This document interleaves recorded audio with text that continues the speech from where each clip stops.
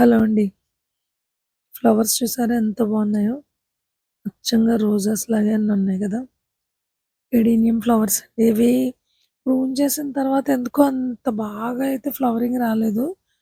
కానీ ఒక ఫెర్టిలైజర్ ఇచ్చిన తర్వాత ఫ్లవర్స్ మాత్రం ఎంత చక్కగా వచ్చాయి. చాలా బాగా వచ్చాయండి ఫ్లవర్స్ అయితే. ఎంత బాగున్నాయో చూడండి ఫ్లవర్స్ అయితే. ఈ వీడియోలో నేను వాడిన ఫెర్టిలైజర్ చెప్తాను. నెక్స్ట్ ఏంటంటే నాకు గిఫ్ట్‌గా కొన్ని ప్లాంట్స్ ఇచ్చారన్నమాట. ఆ ప్లాంట్స్ ఒక 20 ఇయర్స్ బ్యాక్ మా ఇంట్లో ఉండేదది ముసంద చెట్టని. దాన్నేదో ముసాండా అంటున్నారు. ఇప్పుడు మా చిన్నప్పుడు మరి ముసందనే అనేవాళ్ళం. పింక్ కలరు, వైట్ కలర్ ఈ 2 ప్లాంట్స్ ఉండేవి మాకు. ఆ తర్వాత వాటిని పెంచే ఛాన్స్ నాకు రాలేదు. అది కొనాలని గూడా నేనెప్పుడు అనుకోలేదు. ఎందుకంటే అది కుండీల్లో పెంచేది కాదు గదా! సో, ఇదే ఆ ప్లాంట్. సో, నాకొచ్చిన గిఫ్ట్ మాట అవి ఆ ప్లాంట్స్. సో, అందులో ఏంటంటే వైట్ ముసాండా ప్లాంట్ ఇచ్చారన్నమాట. సో, అది చూడగానే నాకు చాలా హ్యాపీ అనిపించింది. అలానే టెక్సాస్ సేజ్ అంటారు కదండీ! అదే వర్షం వచ్చిందనగా చాలా పూలొస్తాయంటారు కదా! సిల్వర్ తర్వాత బూడిద రంగులో ఉంటాయి వాటి ఆకులు. అది కూడా నేను ఇంతవరకు మా గార్డెన్‌లో పెట్టలేదు ఆ ప్లాంట్. తర్వాత ఆరెంజ్ బెల్స్, నెక్స్ట్ ఏమో yellow temple bells. Except adenium. Remaining అన్నీ కుండీల్లో పెంచేవి కాదు కదా!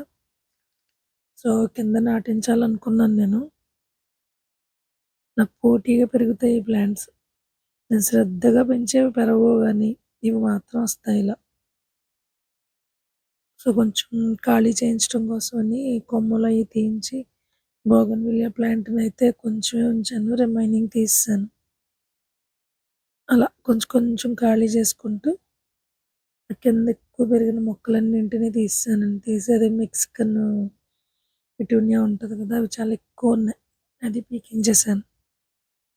సో, ఈ ప్లాంట్స్ అన్నింటిని కింద నాటించానమాట. నాకైతే సండే అయినా గూడా ఈరోజు నాకు కుదరలేదు. అందుకని నాకున్న హెల్పర్‌తో ప్లాంట్స్ పెట్టించానమాట కింద. చూడాలవి ఎంతవరకు బ్రతుకుతాయి, పువ్వులెలా పూస్తాయని. గిఫ్టెడ్ ప్లాంట్స్ కదండీ! బానే వస్తాయి. బానే వస్తాయంటే ఆళ్ళు చాలా మనస్ఫూర్తిగా ఇస్తారు గదా! సో, అందుకనమాట.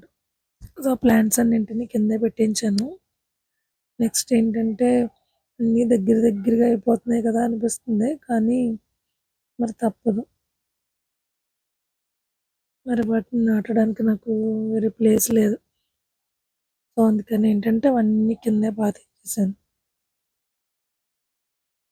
అయితే ఫెర్టిలైజర్‌కొచ్చేటప్పటికి ఆహ్, నేను కిచెన్ వేస్టేజ్ అంటే ఓన్లీ నేను వెజిటబుల్సే యూజ్ చేస్తాను. వేరే ఏం కాదు. వెజిటబుల్ పీల్స్ అవి పెడతాను. సో, వాటిని వెజిటబుల్ పీల్స్ అవి ఆ టిన్ కింద మనం దాని నుంచి వచ్చే జ్యూస్ రావడానికి పెడతాం కదా! సో, అలా ఏంటంటే చాలా ఎక్కువొచ్చిందన్నమాట. అంటే ఒక 1 వీక్ వరకు నేను చూసుకోలేదు దాన్ని. చూడడం అంటే వేరే టిన్నులోది వాడాను. ఇది వాడలేదన్నమాట. తీసి చూస్తే నిండుగా వచ్చేసున్నాయి దీనికి. ఒకేసారి ప్లాంట్స్ అన్నింటికి సరిపోయేంత వాటరొచ్చేసింది.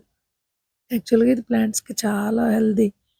ఎందుకంటే వాటి నుంచి మొత్తం ఎక్స్‌ట్రాక్ట్ అంతా అలా వాటర్‌లా వస్తది కదా! ఈవెన్ నేను ఇందులో బటర్ మిల్క్ కూడా వేయను. జస్ట్ అలా వాటినే ఉంచుతానంతే. అప్పుడప్పుడు కొంచెం బాగా నిండిన తర్వాత ఒక లేయర్ మట్టి వేస్తాను. అంతకు మించి ఏం వేయను ఇందులో.